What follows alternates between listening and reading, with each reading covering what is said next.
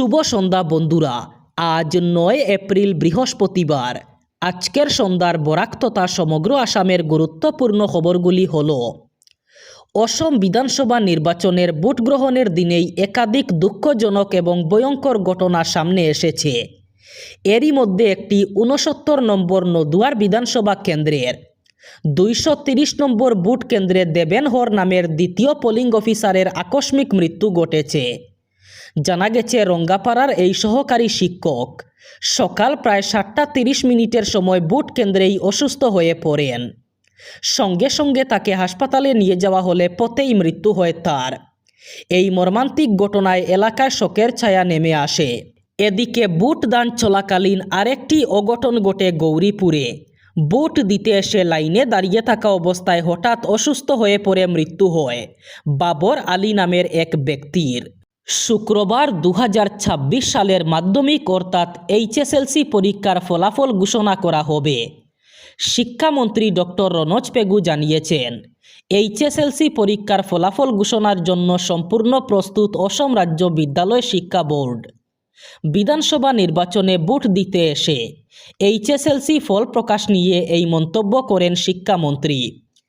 এর আগে মুখ্যমন্ত্রী ১০ এপ্রিল ফল প্রকাশের ঘোষণা করেছিলেন। বুকাজানে নির্বাচনী প্রচারের সময় গত ২৯ মার্চ এই ঘোষণা করেন মুখ্যমন্ত্রী। উল্লেখ্য, ১০ ফেব্রুয়ারি থেকে ২৭ ফেব্রুয়ারি পর্যন্ত অনুষ্ঠিত হয় হাই স্কুল শিক্ষান্ত এইচএসএলসি পরীক্ষা। সেবার পরিবর্তে এএসএসবির অধীনে নতুন নিয়মে এই বছর পরীক্ষা অনুষ্ঠিত হয়েছে। প্রাক্তন মন্ত্রী তথা শিলচর লোকসভা কেন্দ্রের সাংসদ পরিমল শুক্লবৈদ্য দোলাই বিধানসভা এলাকার আইরংমারায় নিজের গণতান্ত্রিক অধিকার প্রয়োগ করেন। তিনি পিএমশ্রী ১১৮ নম্বর আইরংমারা এলপি স্কুলে ভোটদান করেন। ভোটদানের পর সাংবাদিকদের মুখোমুখি হয়ে তিনি বলেন, বরাক উপত্যকার প্রতিটি কেন্দ্রে বিজেপি প্রার্থীরা বিপুল ভোটে জয়ী হবেন এবং তৃতীয়বারের মতো রাজ্যে বিজেপি সরকার গঠন করবে। তিনি দৃঢ়ভাবে জানান, এই বিষয়ে কোনো সন্দেহ নেই। তিনি বলেন, সর্বত্র শান্তিপূর্ণ পরিবেশে ভোট গ্রহণ চলেছে এবং সাধারণ মানুষ উৎসাহ এবং আনন্দের সঙ্গে ভোট দিয়েছেন। ভোটারদের ব্যাপক অংশগ্রহণ দেখে তিনি বিজেপির জয়ের বিষয়ে আশাবাদী বলে উল্লেখ করেন। বিধানসভা নির্বাচনে উদারবন্দে একাধিক ভোট কেন্দ্রে বিলম্বে ভোট শুরু হওয়ার অভিযোগ উঠেছে। ইভিএম গোলযোগ সহ বিভিন্ন প্রযুক্তিগত সমস্যার কারণে নির্ধারিত সময়ে ভোট গ্রহণ শুরু করা সম্ভব হয়নি বলে জানা গেছে। নিয়ম অনুযায়ী সকাল ৭টা থেকে ভোট গ্রহণ শুরু হওয়ার কথা থাকলেও বাস্তবে কয়েকটি কেন্দ্রে দেরিতে ভোট গ্রহণ শুরু হয়। উদারবন্দ ডায়েটের ৩ নম্বর কক্ষে ইভিএমে ত্রুটির কারণে প্রায় ১ ঘন্টা বিলম্বে ভোট গ্রহণ শুরু হয়। ফলে ভোটারদের দীর্ঘ সময় লাইনে দাঁড়িয়ে অপেক্ষা করতে হয়েছে। একই চিত্র দেখা যায় লাঠিগ্রাম সরকারি নিম্ন বুনিয়াদী বিদ্যালয়ের ৩ নম্বর কক্ষে। সেখানে ইভিএম সমস্যার জেরে প্রায় ১.৫ ঘন্টা দেরিতে ভোট শুরু হয়।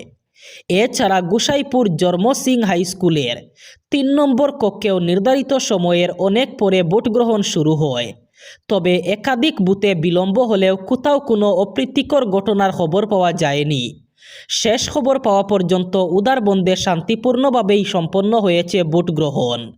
বিধানসভা নির্বাচনের ভোট গ্রহণের মাত্র ১২ ঘন্টা আগে রাজ্যে রাজনীতিতে নজিরবিহীন ঘটনা। ৪৬ নম্বর উদালগুড়ি সংরক্ষিত বিধানসভা কেন্দ্রের কংগ্রেস প্রার্থী সুরেন দৈমারি হঠাৎ করেই দল ত্যাগ করলেন। ভোটের ঠিক আগে এই অপ্রত্যাশিত সিদ্ধান্তে কংগ্রেস শিবিরে ব্যাপক চাঞ্চল্যের সৃষ্টি হয়।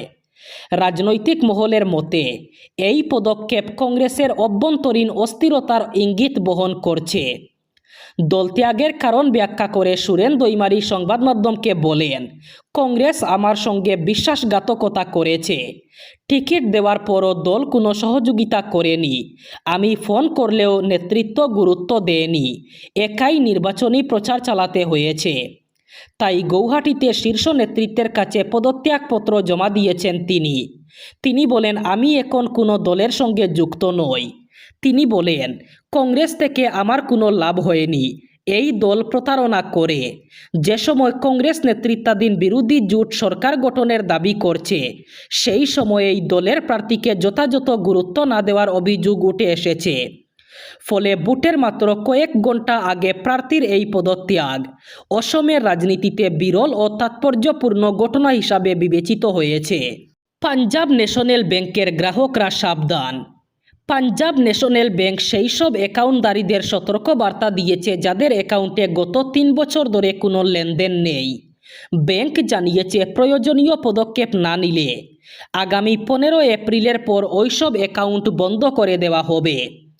পাঞ্জাব ন্যাশনাল ব্যাংকে একটি সরকারি বিজ্ঞপ্তি অনুযায়ী এই ডিঅ্যাক্টিভেশন শুধুমাত্র সেই সব অ্যাকাউন্টের ক্ষেত্রে প্রযোজ্য হবে যেগুলো গত 3 বছর ধরে নিষ্ক্রিয় রয়েছে এবং বর্তমানে যার ব্যালেন্স শূন্য।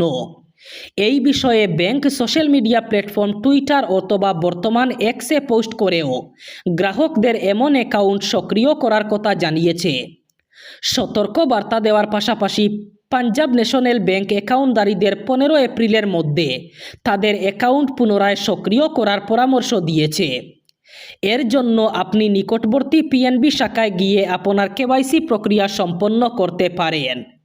সোশ্যাল মিডিয়া পোস্টে স্পষ্ট করে জানানো হয়েছে, নির্ধারিত সময়সীমার মধ্যে অ্যাকাউন্ট সক্রিয় না করলে আগামী 17 এপ্রিল থেকে কোনো অতিরিক্ত নোটিশ ছাড়াই সেটি বন্ধ করে দেওয়া হবে। তবে সহজভাবে কেওয়াইসি আপডেট করা অথবা কিছু লেনদেন শুরু করলেই অ্যাকাউন্ট বন্ধ হওয়া এড়ানো যেতে পারে। ভোট গ্রহণের মাত্র কয়েক ঘন্টা আগে থেকে নির্বাচনী প্রচার শেষ হলেও রাজ্যের বিভিন্ন স্থানে প্রাক নির্বাচনী হিংসার ঘটনা সামনে আসে। এরই মধ্যে সদিয়া বিধানসভা কেন্দ্রের অন্তর্গত কাকপতার এলাকায় বুধবার এক চাঞ্চল্যকর হিংসার ঘটনা ঘটে। জানা গেছে ভোর প্রায় 3টা নাগাদ 3 নম্বর কাকপতার এলাকায় সংঘটিত হয় এই ঘটনা। ঘটনার বিবরণ অনুযায়ী দুর্বৃত্তরা বিজেপি সমর্থক সঞ্জয় গোয়ালা নামের এক ব্যক্তির বাড়িতে ঢুকে তার পরিবারের 4 চাকা গাড়ি এবং ধানের বাড়ারে আগুন ধরিয়ে দেয়। পরিবারের সদস্য এবং স্থানীয় বাসিন্দাদের তৎপরতায় আগুন দ্রুত নিয়ন্ত্রণে আনা সম্ভব হয়। ভুক্তভোগী সঞ্জয় গোয়ালা জানান, বুধবার ভোর 3টা নাগাদ 2 জন দুর্বৃত্ত বাড়ার এবং গাড়িতে পেট্রোল ঢেলে আগুন লাগিয়ে দেয়। সেই সময় তার ভাই ঘুম থেকে উঠে পড়ায় দুর্বৃত্তরা ঘটনাস্থল থেকে পালিয়ে যায়। তিনি বলেন, আমার কোনো শত্রু নেই, অনেক কষ্ট করে গাড়িটি কিনেছিলাম, কে বা কারা শত্রুতার বসে এই কাজ করলো বুঝতে পারছি না। এবছরের দান পুড়ে গেল, এখন কিভাবে চলবো, সন্তানদের কি খাওয়াবো সেটাই বুঝতে পারছি না। এবার আমেরিকা ইরানের মধ্যে 14 দিনের যুদ্ধবিরতি ঘোষণা। যুদ্ধ শেষ করার জন্য ইরান আমেরিকাকে দিয়েছে 10টি শর্ত। প্রথম শর্তটি হচ্ছে আক্রমণ না করার গ্যারেন্টি। আমেরিকা ইরানের বিরুদ্ধে ভবিষ্যতে কোনো সামরিক অভিযান করবে না বলে লিখিত প্রতিশ্রুতি দিতে হবে। সেই সাথে হরমুজ প্রণালীর উপর নিয়ন্ত্রণ। ইরানে গুরুত্বপূর্ণ সামুদ্রিক পথ হরমুজ প্রণালীর উপর নিজের সম্পূর্ণ কৃতিত্ব বহাল রাখার দাবি জানিয়েছে। সেই সাথে ইউরেনিয়াম সমৃদ্ধিকরণের স্বীকৃতি।